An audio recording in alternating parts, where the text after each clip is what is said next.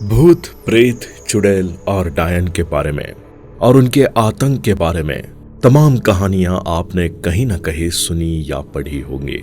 लेकिन कई बार इन कहानियों पर हम तब तक विश्वास नहीं कर पाते हैं जब तक हम उन्हें अपनी आंखों के सामने नहीं देखते हैं।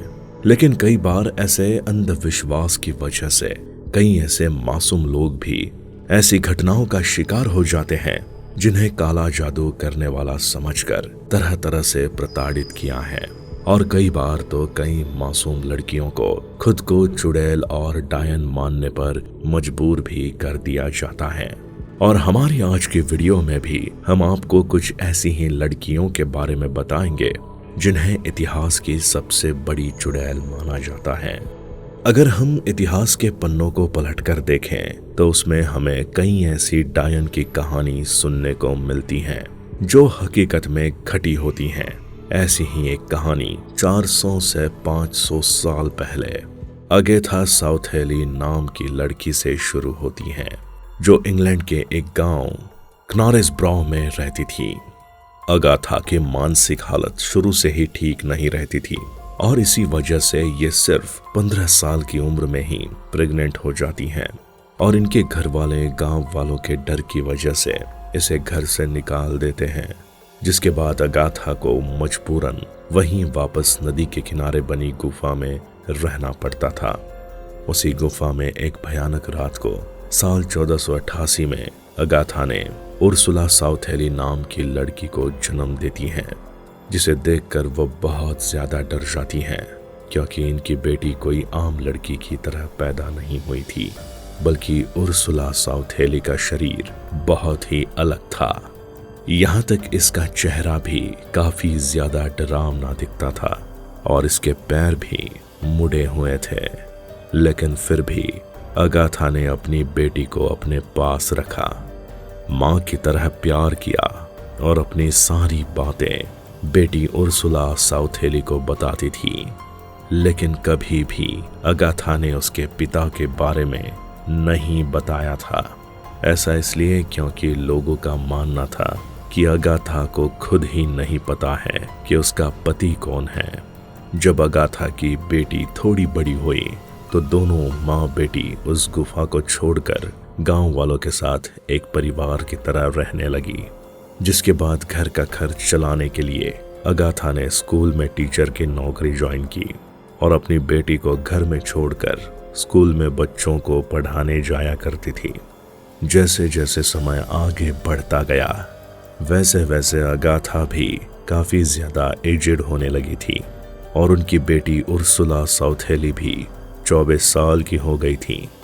एक दिन अगाथा की अचानक से तबीयत खराब होती है और उसी दौरान उनकी मृत्यु हो जाती है, जिसके चलते बेटी उर्सुला को बहुत बड़ा सदमा पहुंचता है। माँ की मृत्यु होने के बाद उर्सुला को जब भी अपनी माँ की याद आती है तो वो उसी गुफा में चली जाती थी जहाँ पर उसकी माँ ने उसे जन्म दिया था। माँ के मरने के बाद उर्सुला को अकेले रहना काफी ज्यादा अच्छा लगने लगा था। वो गांव के लोगों से बात नहीं करती थी, चुपचाप अकेले बैठी रहती थी। लेकिन इस दौरान उर्सुला के जिंदगी में टोबियस शिप्टन नाम का लड़का आता है, जो कि उर्सुला को काफी ज्यादा प्यार करता है। लेकिन इतनी अजीब और डरावनी दिखने वाली लड़की को कोई प्यार करे, ये बात गांव वालों को काफी अजीब लगी। और लगे भी क्यों ना, इसी वजह से गांव वालों के मन में तरह तरह के सवाल उठने लगे कि कहीं उर्सुला ने टोबियस शिप्टन को अपने काले जादू से बस में तो नहीं कर लिया है। कुछ भी हो, लेकिन एक समय के बाद दोनों ने एक दूसरे से शादी कर ली और साथ रहने लगे, जिसके बाद गांव वालों ने उर्सुला को एक नया नाम मदर शिप्टन देते हैं। हालांकि शादी के सिर्फ 2 साल बाद ही टोबियस शिप्टन की किसी बीमारी के वजह से मौत हो जाती है और मौत की वजह गांव वाले सिर्फ और सिर्फ उर्सुला को ही ठहराते हैं, क्योंकि इन लोगों का मानना है कि उर्सुला की सच्चाई उसके पति को पता चल गई थी, जिसकी वजह से ये अपने पति को श्राप देकर मौत के घाट उतार देती है। वैसे इस बात में कितनी सच्चाई है और कितना झूठ ये गांव वालों को भी नहीं पता, लेकिन ये उड़ाई गई अफवाह को लोग सच मानने लगे थे और इसी वजह से गांव के आसपास के लोग उर्सुला को एक चुड़ैल मानने लगे थे। ऐसा कहा जाता था कि उर्सुला को सभी काली शक्तियां अपनी मां अगाथा से मिली थी। हालांकि गांव वालों का ये शक बहुत ही जल्दी यकीन में बदल गया जब टोबियस शिप्टन के मौत के कुछ दिनों बाद उर्सुला अपनी काली शक्तियों का इस्तेमाल खुलकर गांव वालों के सामने करने लगी। उर्सुला लोगों के आने वाली जिंदगी को लेकर भविष्यवाणी किया करती थी। धीरे धीरे गांव के लोग इसकी भविष्यवाणी से काफी ज्यादा आकर्षित होने लगे थे, यहाँ तक कि वहां के राजा भी अपना भविष्य जानने के लिए उर्सुला के पास जाया करते थे। लेकिन उर्सुला ने अपनी काली शक्तियों का इस्तेमाल कभी भी किसी के खिलाफ नहीं किया। लेकिन यूरोप जैसे सभी देशों में शैतान और डायन को लेके इतना ज्यादा अंधविश्वास था कि कई बार तो मासूम लड़कियों को भी चुड़ैल कहकर राजाओं के द्वारा जान से मरवा दिया जाता था। हालांकि राजा न चाह करके भी कई बार अपनी प्रजा को संतुष्ट करने के लिए उन सभी को सजा दे दिया करते थे।